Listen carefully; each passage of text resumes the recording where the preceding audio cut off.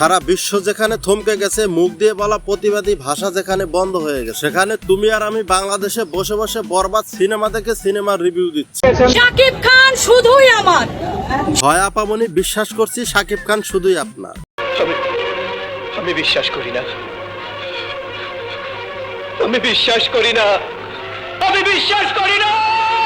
বাপ্পারাজ ভাই থাক, আর আপনাকে বিশ্বাস করতে হবে না, কিন্তু আমাদের উর্মি বিশ্বাস কিন্তু বিশ্বাস করে শাকিব খান শুধুই তার। আপামনি অনলাইনে ইদানিং অনেক ভিডিও দেখতেছি শাকিব খানকে না পেলে নাকি পুরা দুনিয়া বরবাদ করে দেবে। তা আপামনি আপনি কি করতে পারবেন? শাকিব খানকে না পাইলে এই উর্মি বিশ্বাস আমি পুরা দুনিয়া বরবাদ কইরা দিতে পারি। খুব ভয় পাইছি রে।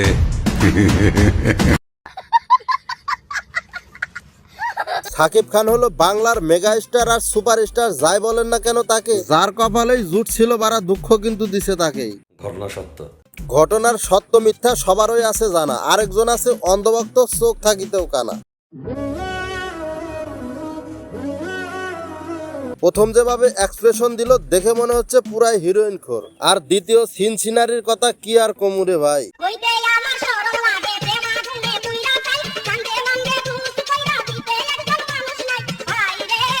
পোস্টার দেখেই যেভাবে এক্সপ্রেশন দিল দেখে তো মনে হচ্ছে সানডে মানডে ক্লোজ করার লোকের বড় অভাব। আমি সানডে মানডে ক্লোজ করছি। যাই হোক গাইস, চরিত্রের কথা নাই বললাম, এগুলাই তাদের স্বভাব। ডিপজল ভাই সানডে মানডে ক্লোজ আপনি করা বাদ দিয়ে সাকিবের কাছে পাঠায় দেন বারা। অন টুতে খালাস করছি, আর ওয়ান টুতে খালাস আপনার করতে হবে না বারা। বছর শেষে দেখবেন সাকিবের 3 নাম্বার বইয়ের ঘরে পোলা একখান কারা। বাংলার সানি লিওন সুমাইয়া রেমুর পোস্টার দেখেই যে অবস্থা, না জানি মুভি দেখলে কি অবস্থা হবে।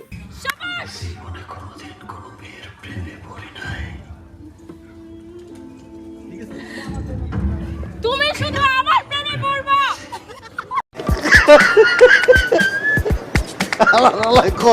আর সানি লিওন সুমাইয়া রেমুর কর্মকাণ্ড দেখলেন। আরেক পাগল চোদা ভক্ত আছে, সে নাকি সিনেমা হলে বসে 20 রাকাত নফল নামাজ পড়ে। আসলে আমি হচ্ছি একজন কোরআনের হাফেজ।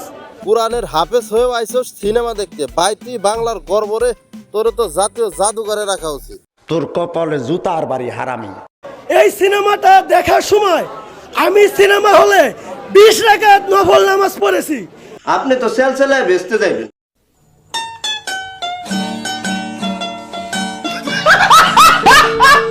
গাইস, আমার জীবনে আমি কোনোদিন ভূত পেতার শয়তান দেখি নাই। আজকে একে দেখে আমার শয়তান দেখার স্বাদ মিটে গেছে। কারণ মানব শয়তান যদি এরকম হয়, না জানি রিয়েল শয়তান কিরকম।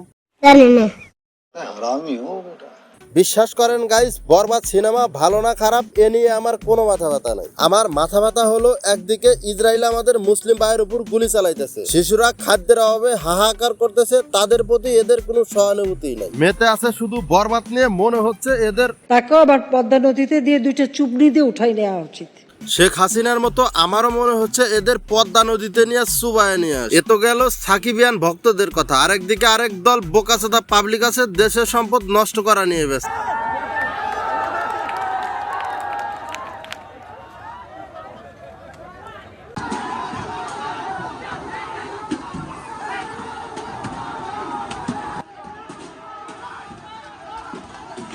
রক্তে আগুন জ্বলছে মোদের, যাচ্ছে যুগের যোদ্ধাবি, সেই আগুনে পূর্বে এবার ইসরায়েলের তেলাবি, রক্ত খেয়ে মুক্তি পাবে। আরে ভাই, তোরা ইসরায়েলের বিরুদ্ধে প্রতিবাদ করবি ভালো কথা, এভাবে দেশের সম্পদ নষ্ট করে প্রতিবাদ করতে হবে এই থিওরি তোরা পাইছিস কই? তার চেয়ে ভালো সরকারের কাছে আবেদন কর এসব পণ্য বাংলাদেশের জন্য নিষিদ্ধ পণ্য হিসেবে ঘোষণা করা হোক। তাছাড়া যেসব পণ্য ইসরায়েল থেকে সরাসরি আমদানি করা, সেসব পণ্য যেন পরবর্তীতে আমদানি করতে না পারে সে ব্যবস্থা করা হোক। সন্দেহ তুই ঠিক কথা বলেছিস।